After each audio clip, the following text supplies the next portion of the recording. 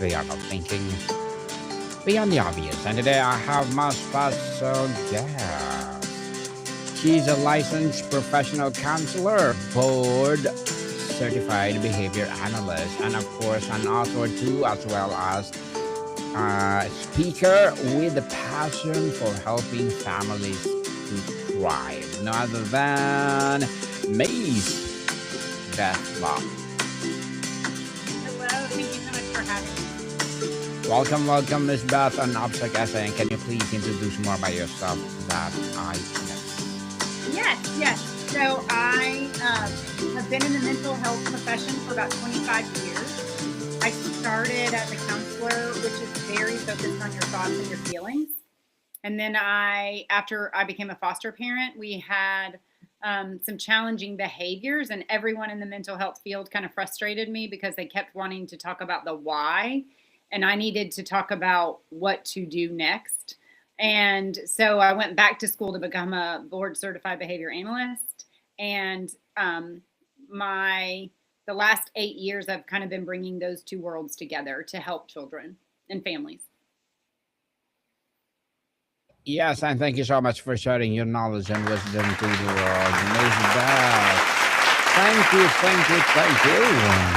And today let's talk about what are the difference between autism in males and females. So, Miss Beth, you work with the families every day as a licensed counselor, as a board certified behavior analyst. When a family comes to you and concerned about little boy versus a little girl, are you already looking for different things? What are the subtle signs or signals that present differently? So when we're looking at autism, we're looking for three things. We're looking at a social delay, a communication delay, and restrictive and repetitive behaviors. And the way those play out between boys and girls is very, very, very different. So a boy may, if we're looking at restrictive and repetitive behaviors, a boy may spin in circles or flap his hands or ram against the couch over and over and over. And a girl may read constantly or go in their backyard and pace back and forth for hours. So they're both restrictive and repetitive, but they just present so differently that's why we often miss girls, because those behaviors kind of look a little socially appropriate. And then the communication delay, they both have a communication delay, but like a little boy may not, he may be nonverbal or unable to understand what people are saying, whereas the girl's communication delay may be as subtle as she doesn't understand. Like, let's say you're in a crowded room and someone says, excuse me, I need to get by, or oh, you're in my way. Or if they said, please take a step back, the little girl would understand, but she couldn't pick up the nuances in that communication. And then socially, the girls do not appear to have the same social delays at all, whereas like little boys may, and this, is all the way through the lifespan, but the boys may prefer to be alone a lot more.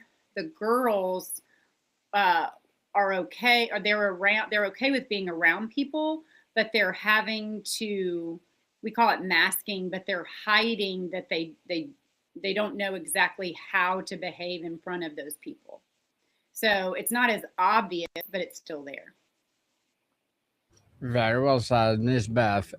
Research increasingly points at female autism phenotype. In your clinical experience, if a girl is masking effectively, making eye contact, mimicking peers, what's actually happening beneath the surface? What is the effort costing her internally, even as she appears to be coping well? Yes, it is costing her a lot. It is wrecking her central nervous system.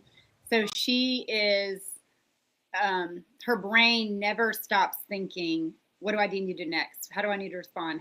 Does this look right? Does this look right? Does this look right? And so her heart is racing and she's really frustrated and overwhelmed and exhausted. And the higher masking women, the ones who are quote unquote performing the best, um, are the most overwhelmed.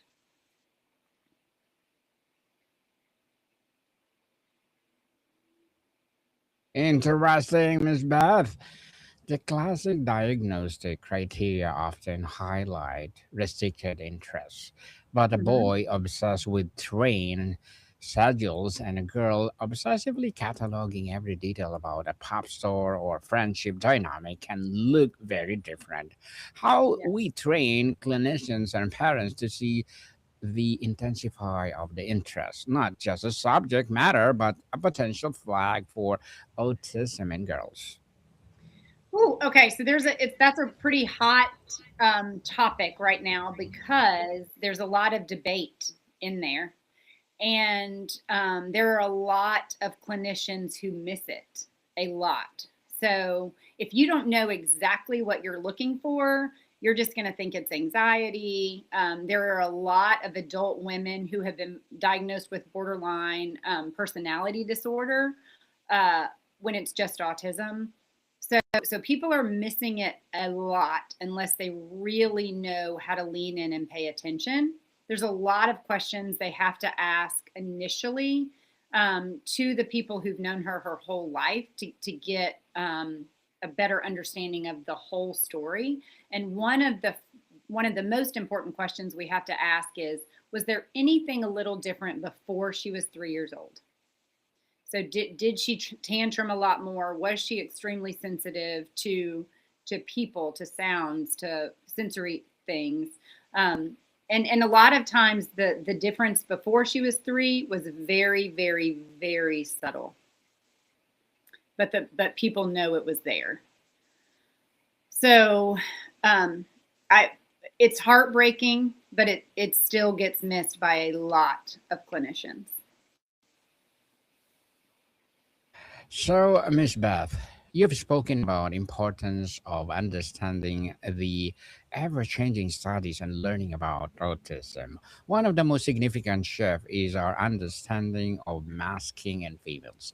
Studies suggest over 60% of autistic females use camouflaging strategies. From behavioral analysis perspective, what does a camouflaging look like in a 7-year-old versus a 14-year-old adolescent? Okay, so in a 7-year old, it would it they girls tend to go into two categories. They go into shy, quiet, or loud, bossy. So the 7-year old may be camouflaging, as in she's pulling back and reading silently while the other girls are kind of playing, or she is loud, bossy in that she's trying to control what the group is doing. Either way, she's camouflaging because she's trying to fit into what she perceives other people expect of her. In a 14-year-old, it's pretty, especially if they don't know they're on the spectrum and their brain just works a little bit differently because they're neurodivergent. They are still really trying to fit in. So they do a lot of mimicking. Um, they will engage in more dangerous behaviors because they're just trying to fit in with anyone. They will, but they also just imitate their peers. So there is a higher chance that a girl on the spectrum will take on an eating disorder or will engage in self harm. But I believe that sometimes this happens because those are the people she's friends with, and she's imitating that behavior to fit in with them. Not always. Sometimes it's because uh, she's choosing that behavior, but I think sometimes it's because they're her need to mimic is that strong.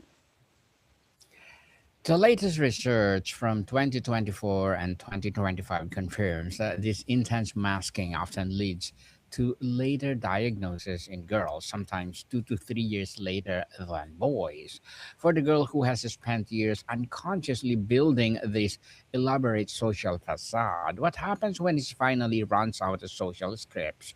As autistic researcher Hannah Belcher described it, what does the breakdown look like?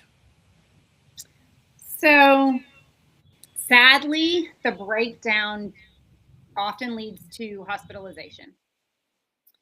And typically, the breakdown, before the breakdown, there has been a lot of accusations against the girl and a lot of characterizing her as um, dramatic and making mountains out of molehills and not always telling the truth. So by the time a girl eventually gets a diagnosis, she's been pretty battered by teachers, parents, medical professionals. uh, like, she really has been made to feel like an evil, horrible person. So it's heartbreaking that we do that to girls and women, instead of taking the time to really look. I even had a patient recently tell me that she had seen a medical professional who put her finger in her face and just said, "You're just selfish," and she's really not selfish. She's overwhelmed. Her central nervous system is overwhelmed, so she has a lot of meltdowns. But also, she feels completely invalidated because no one has ever sat down and tried to understand where she's coming from. So it's we see it a lot, um, coming coming out of psychological holds. It's pretty sad. Pretty sad, definitely. So, Miss Beth, you encourage parents and want to share hope as they navigate through their child's learning and development. For the Mhm. parents of a teenage girl who has just been diagnosed after years of being labeled shy or anxious, what is the first message of hope they need to hear? How does the diagnosis reframe rather than label their child's struggles? Okay, so for most girls, especially teenage girls, it is healing to them to have a diagnosis, Mm, because their entire life they were made to feel like they were making horrible choices. And when they are told, no, your brain just works differently. The way you look at the world is just a little bit different. So there's two things that people on the spectrum lack, but specifically girls. They really struggle with executive functioning delays, meaning they have a hard time initiating tasks, completing tasks, managing their time, prioritization, organization. So they have constantly been told they were lazy. And they have a really hard time with perspective. So perspective is very different from empathy, in that people on the spectrum don't always understand that everyone in the room has a different opinion of what is going on. So empathy is like being able to understand that someone else is hurting. Perspective is really understanding that you and I have a different truth in the same space. So when they say their side of the story, it might be a tiny bit jaded, and they have been attacked their entire life for and they've never been validated. So when I can sit with parents and help them understand, it really boils down to these two big issues, and this is how you need to help your child, or your teen, or even your adult. uh, the girl, like, you can physically see her take a huge deep breath and go, oh, my whole life makes sense. And then they have to kind of, we spend a lot of time in therapy looking back on their life and rewriting the truth, because they really believed they were bad, and now they understand, no, I was just overstimulated. No, I just didn't have the skill to navigate that situation correctly, which is very healing when you've considered yourself as bad. Very well said. Very well said, Miss Beth. Systematic reviews consistently show that while 75% of males exhibit hallmark externalize traits like repetitive behaviors. This is a true for only about 40% of females. Mhm. Instead, girls often internalize their struggles, presenting with anxiety, depression, or eating disorders. When you see a girl with a treatment resistant anxiety, how high should autism be on the different diagnosis list? I I have a very strong opinion that autism should always be considered. When someone is looking at an evaluation, it should always be considered because we missed it so much in women, but we also miss it in boys and men. So it should at least be considered. And sometimes we mark it off the possibilities list very, very, very quickly, but it should at least be considered. But especially when we're talking about anxiety, treatment resistant anxiety, because there is a very large difference between overstimulation and anxiety, but they present the same. And a lot of medical professionals make the assumption that women are being anxious when they are a lot of other things, not just overstimulation, but women are often told, oh, you're just anxious, and they actually have a thyroid disorder. Oh, you're just anxious, and they actually have a heart condition. Oh, you're just anxious. So a lot of people kind of blame anxiety for a lot of things that it is not. So when we have treatment resistant anxiety, we really need to dig deeper. um, they don't even, like, sometimes people don't even ask questions like, well, how are you sleeping? How have you been sleeping your entire life? So it really is something that should make people lean in instead of, oh, it's just anxiety. Oh, Miss Beth, the extreme male brain theory has been dominant yet controversial framework for understanding autism. Now, meta Hmm. analysis, however, suggests that the shift in cognitive style, like low empathy or high systemizing, is actually more pronounced in females with autism than in their male counterparts. What Hmm. does this finding tell us about biological and cognitive realities of autism in women and girls? Oh, that's a great question. It's a very deep question. Thank you. I so let's talk about the empathy topic first. Okay. Um, People who are neurodivergent actually have higher empathy than people who are not neurodivergent. What they don't have is perspective. So sometimes, and I have parents tell me all the time, oh, my child on the autism spectrum is much more likely to run to me if I fall than the other children. They're paying attention, they're noticing more, they are more empathetic. What they But they don't have perspective. So it's kind of like Sheldon on the Big Bang Theory. Like, Sheldon wants to sit in his spot on the couch. That's actually perspective, not empathy. And if somebody's in his spot on the couch, he's going to do whatever it takes to get the person to move off the couch. So that looks different in girls, in that girls appear to be a little bit more manipulative because they're going to try to talk you into it, or um, try to navigate the situation a little bit differently, where a boy is just going to come push you off the couch. So it does just look different. Both in the cognitive part of the question, both girls and boys, people on the spectrum have a beautiful ability to recognize patterns quickly.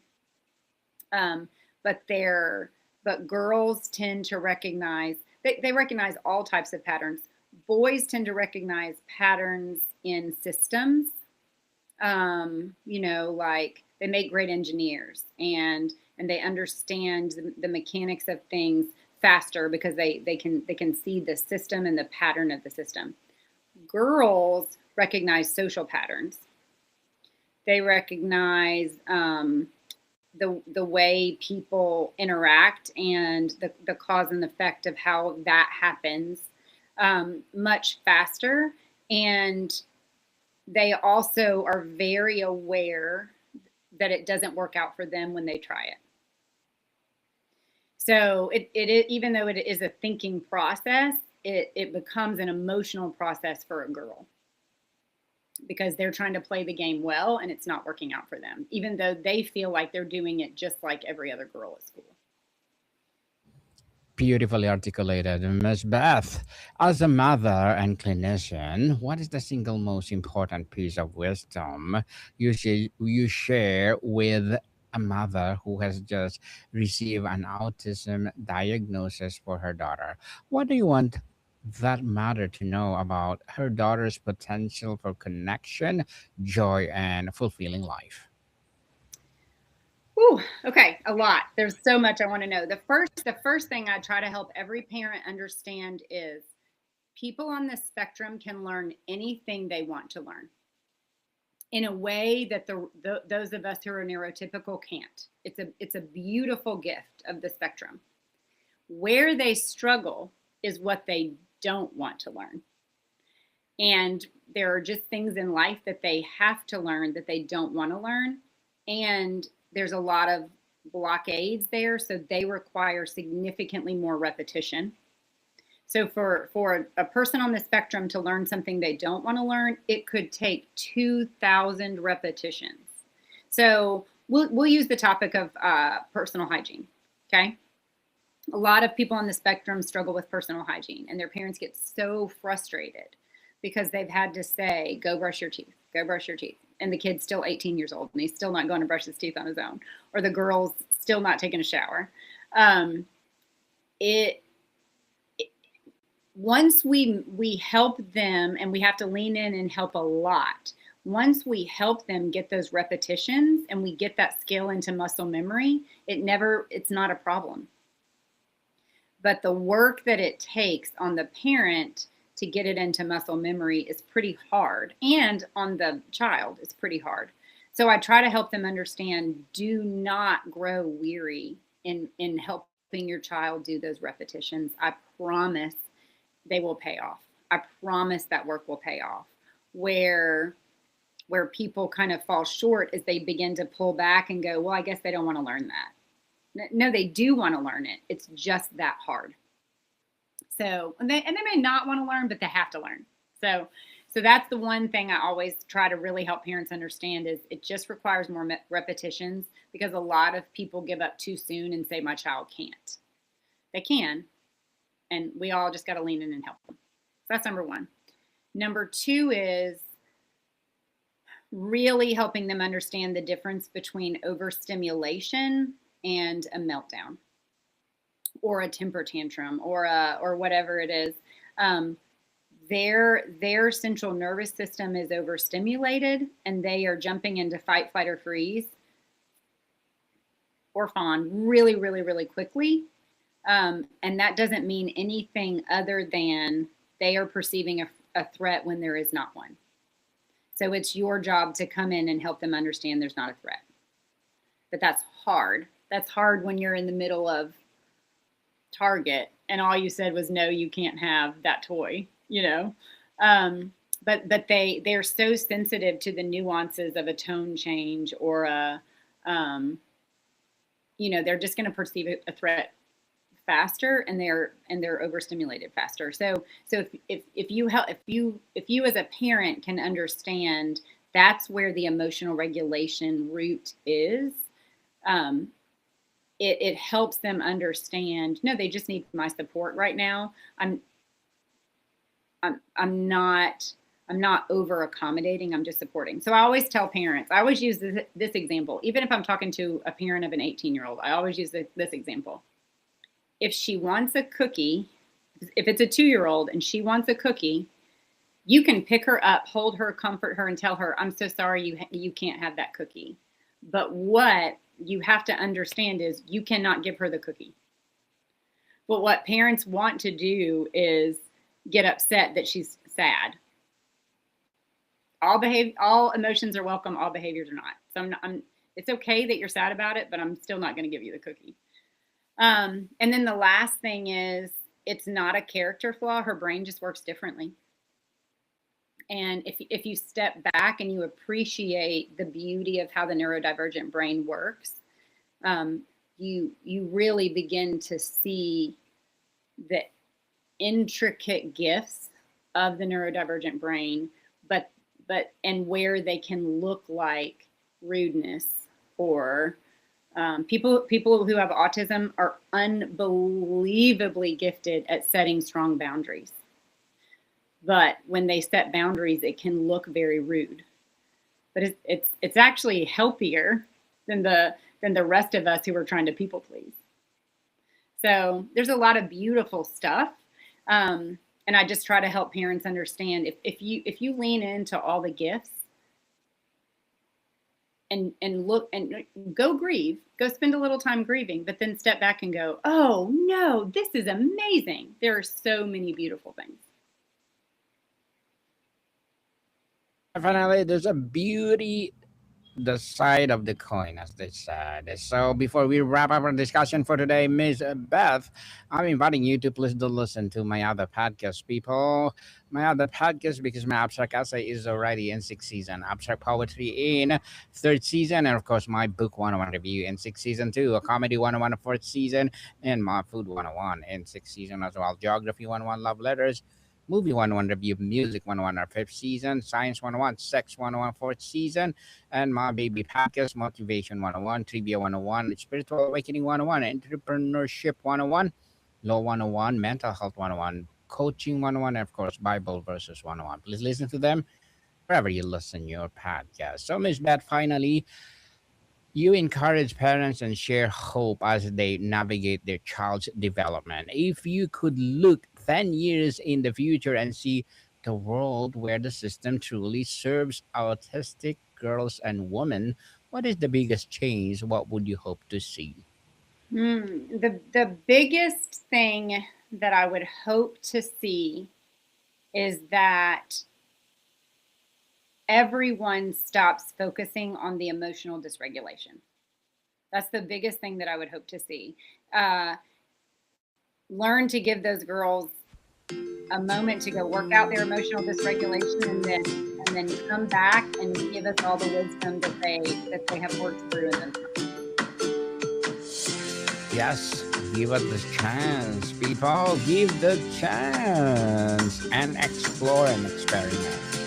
So, Miss Beth, can you please invite our listeners to, well, support your advocacy, your business, or whatever project that you're doing right now? Oh, yes, thank you. We are at worksofwondertherapy.com. We also have a podcast, and it's also called Works of Wonder. And then I'm on social media under Dr. Beth Long or Beth Long PhD. I'm on all the platforms. So we would love to connect and support you and your family in any way, shape, or form. Yes, let's support Miss Beth Long, because if you support her, for sure, more and more empowering advocacy like this to rise. Tune in, people. Miss Beth will be my guest on Book 101 Review, and let's talk about the book itself that she published after 30 minutes. So, Miss Beth, thank you so much for your time. Thank you. Thank you so much. Yes, more to come, people. See you soon.